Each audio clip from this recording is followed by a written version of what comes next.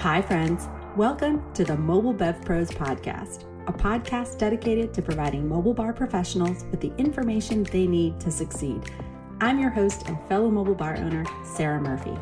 Each episode, I'll be bringing you interviews, knowledge, anecdotes, or opinions with the goal of assisting you in building a profitable, sustainable, and scalable mobile bar business that will support the lifestyle you dream of. I'm excited for today's episode, so let's get started. Today on the podcast, I'm here with Amanda Allison. She's the owner of Hawthorn Hills and also part of the duo from Behind the Party. And I am so excited to talk to you today, Allison, because venues are a very big part of the mobile bar world. We literally can't do our job without them. And we get a lot of questions about them. And who better to ask than someone who literally owns a venue? So welcome to the show. Thank you. I am so excited. I agree with you. I'm actually on the opposite end where I feel like as venues, there's so much we can learn and get to know more about the mobile bar business that could really benefit our clients. So I think this is going to be fantastic and mutually educational, I hope, for both sides of our event industry. Yeah. So actually, just before I clicked on, we were talking about liquor laws. You had listened to the podcast episode we did about liquor laws and mobile bars. It is the number one question we get, specifically with aspiring mobile bar owners who are just getting started, because there's a lot of confusion around liquor laws. There's even a lot of confusion between caterers and mobile bartenders, because caterers are often like, how are you doing what you're doing? And there's this very clear delineation between the sale of alcohol and the sale of services. And so most mobile bar owners just sell their services and non-alcoholic beverages, and they don't sell alcohol. And in my experience, not only do mobile bars get this a little bit mixed up in their understanding, but so do venues. And we were just talking about the vast array of kind of policies and understanding of actual liquor laws. And you're down in Texas, and you were just sharing that the closer you are to the city, the more buttoned up it is. But then the further from the city that you tend to get, people loosen the reins a little bit. Where did you learn about the liquor laws? I have a little bit of a different background. I guess my first experience was when I started in events in 2009 in college, and I was event staff, worked with the caterer directly. I grew into a bartending position from there. And so at first I had this very narrow scope and vision. Of course, I was in college, so I also wasn't interested in the laws. I was like, tell me what to do. I can do it. It's going to be fun. But in that is where I got my first experience with, these are the rules, they're set in stone, here we go. And in that situation, everything came through the venue, which was a university, and the caterers. And so there was no outside bartending allowed, period. And that was that. And then as I grew to love events more and branched out, I quickly learned that's not the case everywhere. And every venue is a little bit different. So I started with this like in the box, black and white, nope, it's either built in or you don't have it, to learning much more, especially as I went on to like graduate school and businesses and things along those lines. I am one of the many people who thought there was only one option for years. And then I learned there's actually many more. And personally, I think there's benefits to both. But as a small business owner, I'm a huge advocate for other small businesses. And that's harder to do when you are stuck in a corporate environment where you use what they have. And usually they make a lot of money off of it, and they don't allow you to bring in those other small businesses. So I'm lucky to have landed in a position where we do get to work with and support other small businesses every week, which is fantastic. But it was a lot of research and learning curve and talking to other people in the industry. I know you've had Don with HD Liquid Catering on before. He is one of our favorite people. Him and Heather are fantastic. And when we first started going down this route in, 2014 or 15 with the venue, is when I first met him. And he was a big educator and walked us through all the different situations. And I remember right when the venue opened its doors in 2016 for our first wedding, because we built from ground up, he was like, just know as you change your rules, that's okay, because you're going to figure out what you like and you don't like and what works and doesn't work. And just having someone who does specialize, especially in our area, and knows things inside and out and could be a resource to send us over different licensing and rules was fantastic. And that's really where my education on that side came from. My manager, Jenna, she's my co-host on Behind the Party. She actually has a bar management experience with the wedding venue. So when she joined our team a couple of years ago, she was already up on the know-how and was like, did you know that here you go? So she's constantly giving our team tips and updates and reminders and just those questions that most venues don't know because they don't have any reason to research it to begin with. So it's a lot. And you mentioned in your licensing and legality episode how reading tax code is not fun. And it's not easy to understand. And I laughed when you said that because it's 1,000% true. And I like that you mentioned a lot of people look for loopholes in it. And that's not the case. There are no loopholes. And I'm the same way. If it's not clearly allowed in there, it's not allowed. And you're setting yourself up for issues if you try to create your own loophole. And I think that, at least in our area for venues, when they're a little bit looser on the rules than they should be, is where they're setting themselves up for hardships down the road or really big potential issues, so to speak. Yeah, that actually leads in really nicely with the next question that I was going to ask you. First, I want to say that Don is a wealth of knowledge and information, and he's just so generous with it. So we're huge Don Branzuela fans. The second thing that you're kind of leading into here is the liability and risk associated with alcohol. And I think oftentimes it's underestimated by the venue, the level of liability that the venue has when alcohol is involved, even if they didn't purchase the alcohol, they didn't serve the alcohol. At what point made clear to you the level of liability that you had when alcohol was present? Having been in the industry for so long, that was never a question in my mind. I knew from the very beginning, but I do see all the time venue owners posting, especially in the forums and the Facebook groups where we're all trying to help each other out, where they're like, oh, we don't really know what to do. Here we go. And they're just following it. And well-versed venue owners who have been there, done that, jump on and be like, no, like you have to make sure, because the liability risk is really high. We had an insurance agent come speak to a group of us here in North Texas a couple of years ago. And the way she explained it, I thought was visually a little bit easier to understand. For us, how it works in Texas, at least, is that there's the couple who is hosting the event. There's the bartending company who is actually serving, whether they have a liquor license and did it themselves or if the couple supplied it. And then there's the venue. And there's not a direct route where it goes only to one person if something happens. It's like a layer being peeled off an onion. Everyone is going to be affected, and making sure that we are all educated and prepared and just set up to provide the best and avoid and minimize any issues is the most important. So we really focus on that. We do still get surprised bartending companies when we ask them for even their insurance. And then it's almost this educational where I'm just like, here's just contact this person, just call them up. But it's unfortunate that there are people who are passionate about starting a business, but they haven't taken the time to look into the legality and making sure that not only is their business going to be able to grow and be successful, but that they're taking care of themselves and their clients. And I think that's really, really important, especially when we're dealing with alcohol with large groups of people. Yeah, because alcohol is a controlled substance, and there is a ton of liability that comes with that. And of all the people who have risk, the venue is the number one person, including the mobile bar, including the host. And I'm also, when I say that, people are oftentimes surprised. But the fact is that if someone's going to sue you, they want compensation. And unless that couple, we know the mobile bar in the company is probably not sitting on massive amounts of wealth. And the couple, maybe not, but the venue has an asset. The venue has land. The venue has, in these real estate days, $1 million easy sitting there in assets, right? And so if their goal is to be compensated for whatever it is they're suing for, they're going to go after the person who has the biggest potential to pay them, which is the venue.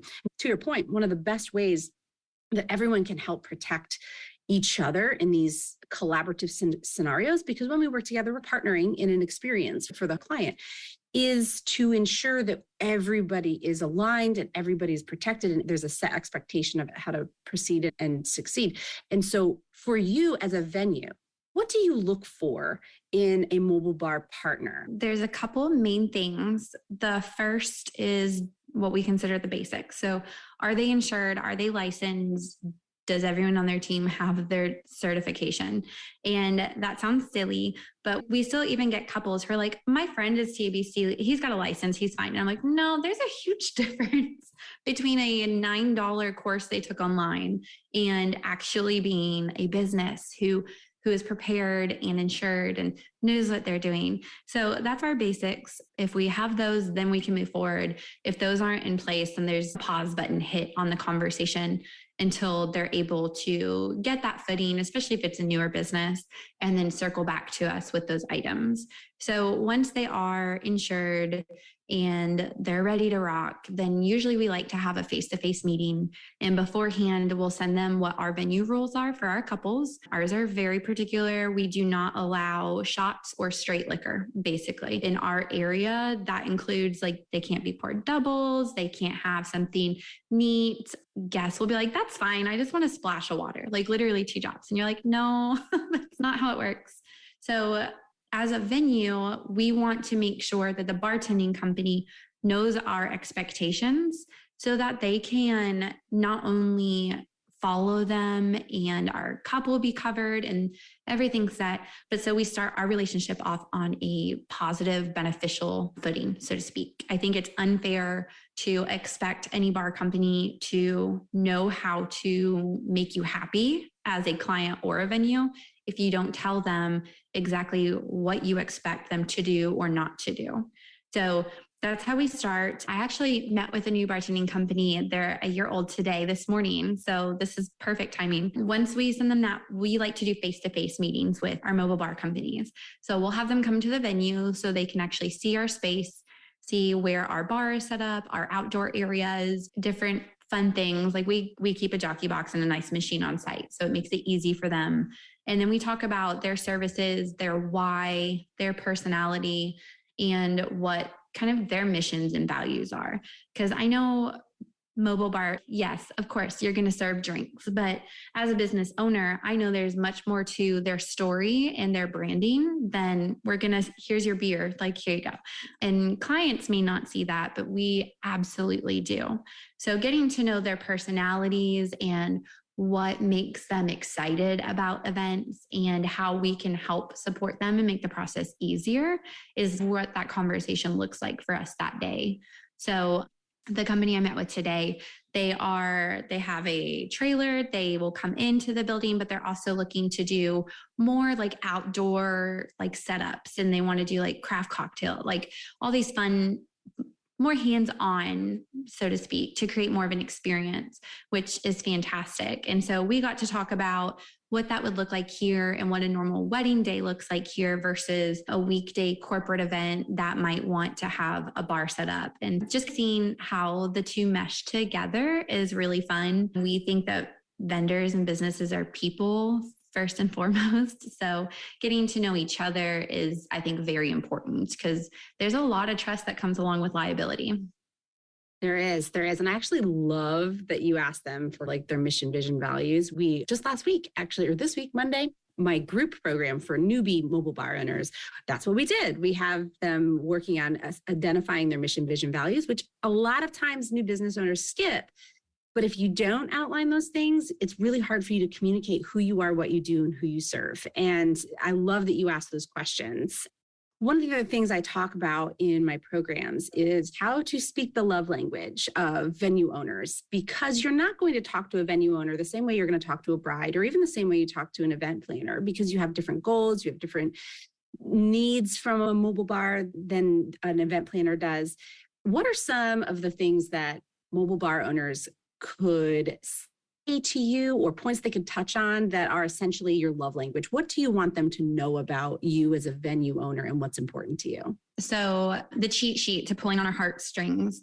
If you can tell us that you understand the importance of loading in and loading out and what that looks like logistically, we're excited because we work a lot behind the scenes. So the last thing we need is to recommend a mobile bar company to a couple, and they show up right when the ceremony's starting. They pull up right where the bride's about to walk down the aisle to start unloading everything loudly.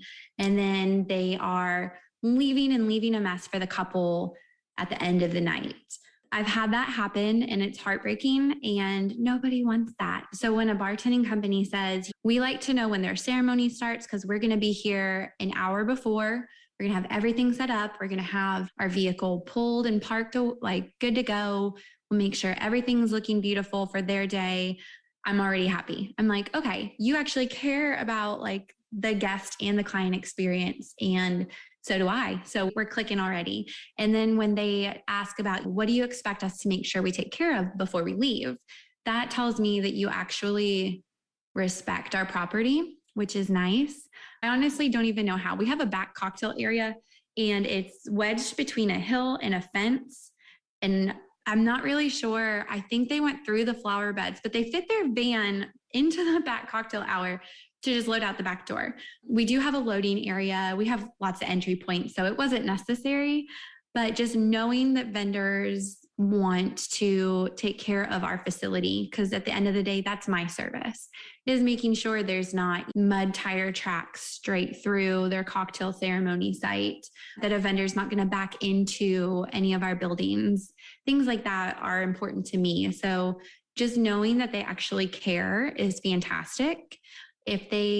When they come to see me, if they bring me a copy of their COI, I'm already like giddy because I'm like, they have things together. They know what they're doing. They're professionals. Here we go. If they also bring me something to provide to my client, so a rack card with some pricing information, their website, that makes my job a lot easier. And it just takes the relationship naturally to the next step. We don't have this awkward lull of, so do you have information for me? I just feel like you already have your life put together and you're ready to come do an event with us next week if you needed to. So I love all of that.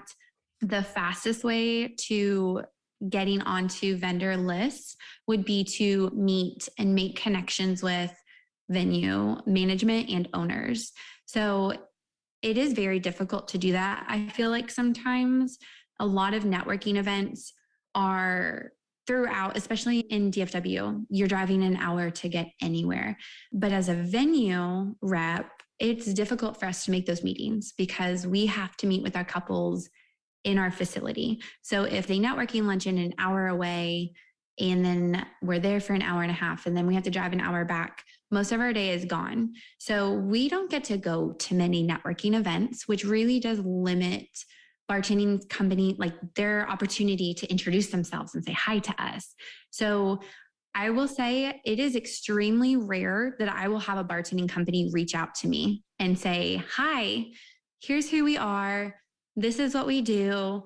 We're insured. We want to talk to you more about who we are. Wait, hold up. I'm sorry. I don't like to interrupt people, but I'm floored right now. I'm absolutely floored. And here's why. Because in our programs, the first thing, my cold outreach strategy is to make a list of venues in your local, but I have so many words. Okay. So the Dallas-Fort Worth area where you are, we have a spreadsheet that has 80 mobile bars on it in your area. Okay. 80. There's a lot. There's so many. And so for you to say it's super, like if you're not getting one a week, I'm blown away because there's so many out there. So our cold outreach strategy has us reaching out to venues via email first. Now, most of the time these emails go unanswered. Busy, right? We actually just had a group call right before I hopped on here. And Deanne, one of our chief members, who is crushing it, by the way, her goal was $25,000 in sales in the first quarter. She's booked over $100,000 in sales in the first quarter. And she was sharing her strategy, which mirrors our cold outreach strategy. You reach out to the venue with an email, probably going to go unanswered. There's a few other steps that we have there. And then she follows up with an in-person visit. She just brings them like rec cards, a little bit of something. She's like, I don't want to bother you. I just want to leave this here. And she's most of the time, people are actually happy to see me and talk to me and sit down. And you're telling me people don't even reach out with an email. No. So I will say in the last year, I think I've had two introduce themselves to us. And we have a third one that we just started talking to, but they didn't reach out to us. A planner for a networking event asked if she could connect us so that they could be the business for the networking event. So I actually reached out to them and said, hey, like, this is what they're doing. They want to use you. Like, we've never talked to you before, but we would love to talk to you. And it's unfortunate because I see, just like I'm sure everyone does, I see posts in Facebook groups all the time where people are angry because they're not on a venue's preferred list, especially when it comes to bartending. And our area having a closed list where they only allow one or two companies, it's not ideal. And I've already talked about my personal beliefs on supporting small businesses, but at the same time, venues do have to be very particular on the liability side of things. So having a closed list for bartending companies is very common in our area.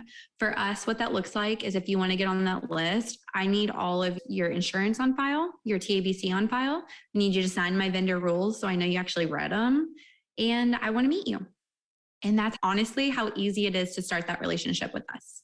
That is the simplest dating process. Mm-hmm. Yeah. So this will be the first time in over a year we've added anybody to that list just because no one has reached out to us. So I just think that a lot of times emails do go unanswered both ways, and that is very frustrating. So I love that you're saying, don't give up, reach back out, go for it, because you're right. Sometimes they are busy. Other times we'll have people email us outside of our system. So on our website, if you fill out a contact form, my whole team gets that. So if I'm busy or if I'm out of office for the week, then Jenna is going to hop in there and be like, hey, nice to meet you. She's gone. Let me help.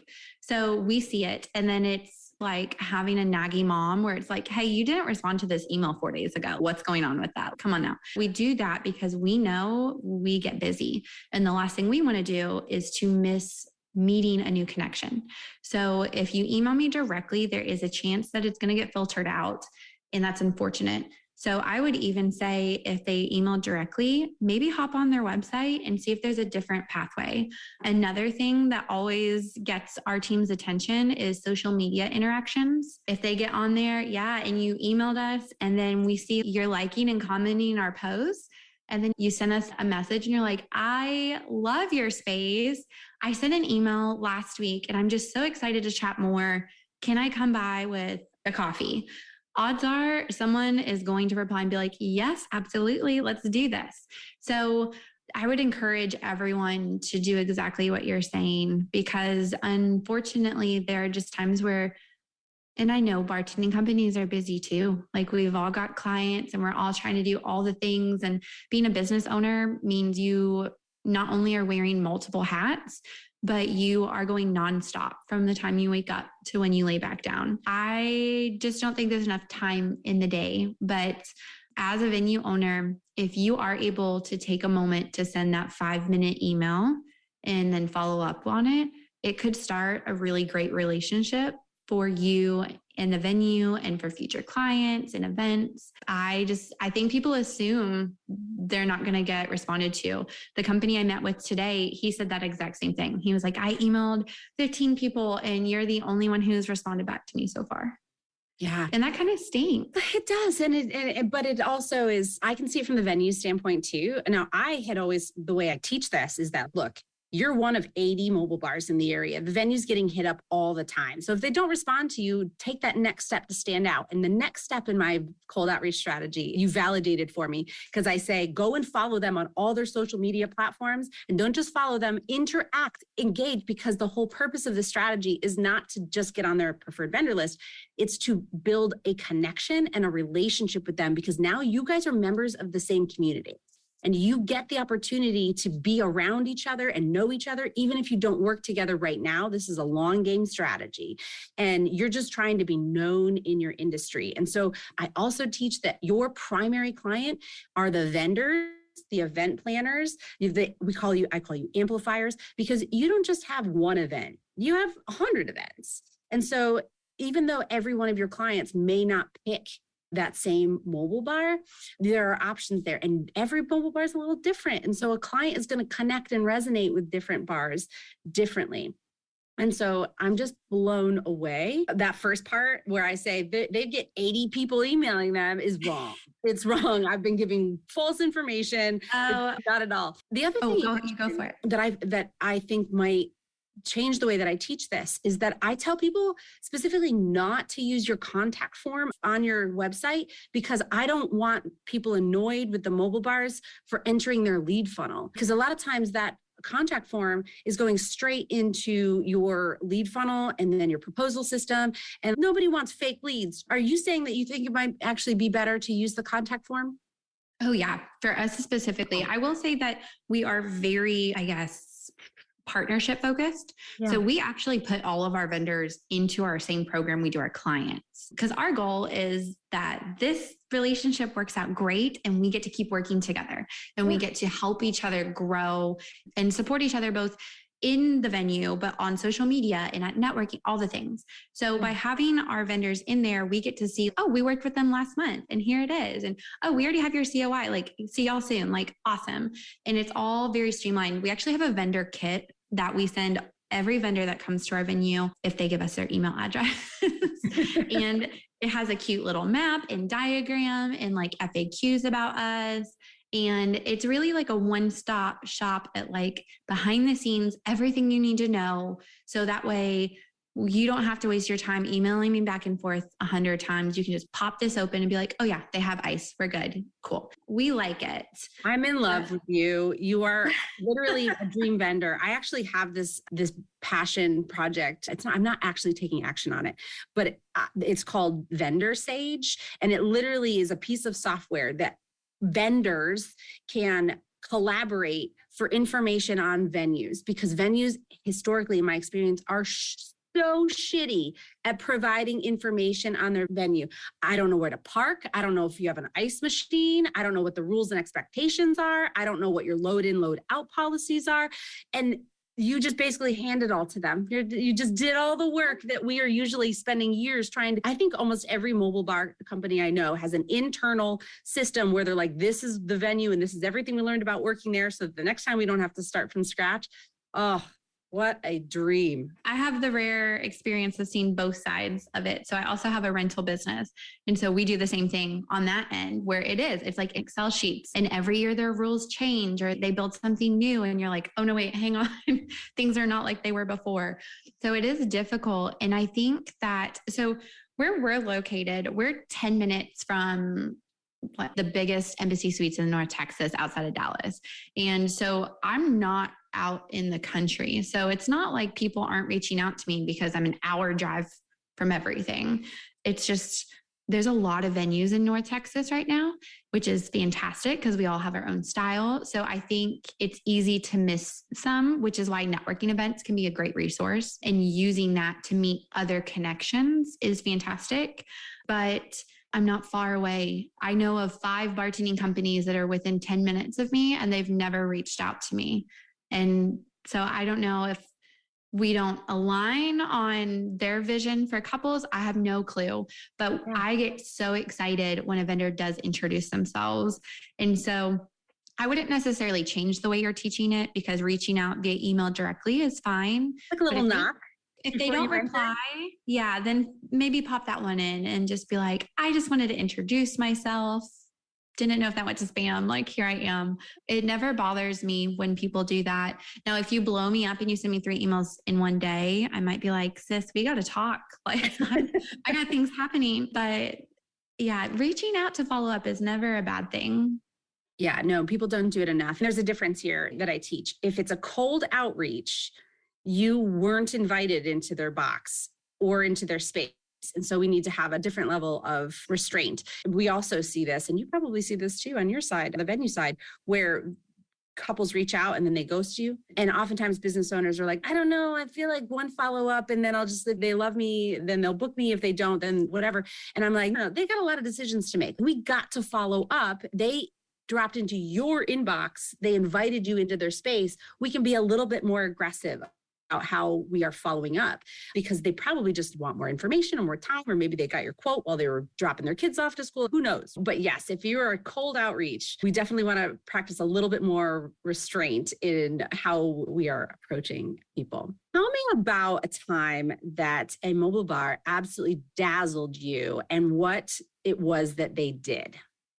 Okay, I'm glad you asked this because I was literally just thinking about this. So there's a particular company, the first time they introduced themselves, they reached out and they not only introduced themselves, but said, we would love the opportunity to come and join you for lunch or dinner, you and your team, and have a cute little like mocktail class as we get to know each other more. So they didn't just want to meet us, but they wanted to make it fun. And my team just ate it up. They were like, yeah, let's do this. This is cool. And they did. They came and they did a little mocktail, like almost like a flight. And it was like, here's this, that, and the other. And here's something you need to know about chilling beverages. So my team learned something, they had fun, and they didn't stop talking about it. Not only did they not stop talking about it and started referring them to our couples, but then they started telling all of our couples, you should ask them to do it for your bridal shower or for your bachelorette party. It's so fun. And so they actually started offering another service just to meet and get inquiries on couples, just because my team just kept telling everybody about them. And then every time they come, they'll even text. Now they have our venue manager's number and they'll be like, hey, do you want me to bring you like a Route 44 Coke Zero? Like they figured out what her drink was. They have it on file somehow. And they're like, hey, so excited to see you tomorrow. I'm bringing you a Coke Zero. Are you going to be working? And so just making this like friend level commitment is great, because a lot of times what I hear, we have a networking group that's just venue owners in North Texas, and we meet once a quarter. And it's very helpful for ourselves. Bar is a big topic because of the liability, but also because guests and clients get really weird with the bar during the night. And so one of the things we were talking about is venue owners in general, I think, are tired, especially over the last couple of years. They're tired of people pushing their roles and asking them, why do we have to do that? Why can't we do what we want? Why do we have to have insurance? They're exhausted. And so the thought of starting over in a new relationship with a new company sounds exhausting, because of the ones who didn't have things all put together and ready to start on a legal standpoint of their business. I can absolutely understand why mobile bars might feel exhausted, or like, I'm trying, but they're not letting me in. And so I would just say, keep in mind that they were probably burned by somebody and they're tired. And so think of a way that matches your personality and your branding to give them a different experience. Everybody says, we're a bar company, we want your business, here's my hourly rate. But I think some venues, especially the small owned venues, are so tired that if you make them feel special and that you also want to help their business grow and thrive, they're going to eat that up and love it. So whether it's, hey, we love doing craft cocktails, we'd love to make you mocktails for lunch one day and introduce ourselves. Or if it's, we want to be part of a styled shoot you have coming up so we can really get to know you and work with you in a non-stressful environment. Whatever it looks like, just I would encourage you to get creative and show the fun side of your business, because that's going to make you stand out from all these other companies as well. Oh my gosh, I love this advice. First of all, kudos to that mobile bar company, because that is probably one of the best things that I've heard. And they really embrace the purpose here of the cold outreach program is that we're building a network. We're not selling. That's not the point. You don't want to just drop into somebody's email and be like, can you add me to your preferred vendor list? You don't know them. They don't know you. Like, why would you just be like, sure, let me add you to my preferred vendor list because I don't have anyone else that's on it, or whatever that looks like. You're building a connection, a reputation, remembering the favorite drink. That's part of what I call a maintenance program. There's two important aspects, but there's actually three, but the first two of a good strategy is to be known. So they need to know who you are, but then be remembered, because people especially after COVID, we didn't know who was still around, who was still in business, who had folded or moved on or sold their business. And so it was very easy to just feel like we're starting from scratch. And now we need to figure out who's still around. If you can be proactive in staying in the forefront of people's minds, it makes your life so much easier. Being remembered and remembering these are relationships, and we want to continue to nurture those just as much as we're posting on Instagram, if not more, right? The relationships are going to be more valuable than even just having follower count on social media. Okay, so we got your dazzled story. Now share with us a nightmare story. Oy vey, there's a lot of bar nightmare scenario. Honestly, I think in general, the worst case scenario for a venue is they allow you to come in their doors, whether that was an easy process because they haven't set strict rules yet, or if it was difficult and you earned that and you've been building this relationship. If you finally get there and you are disrespectful of the rules and the policies that are in place in the venue team, I think that's just the worst case situation. We have had bartending companies who come in and will be gently reminded, hey, you can't pour shots here. I don't know if your boss told you, but that's a big no-no here. We'll get in huge trouble. The security officer will shut things down for the day. Let's not do that. And then you continue to do it. That's absolutely awful, because now you've put us in this situation where we have to tell the couple that they need to intervene because they ultimately hired you, and they need to make sure you're following the rules, or else their bar is going to be shut down, or the security officer can shut things down completely.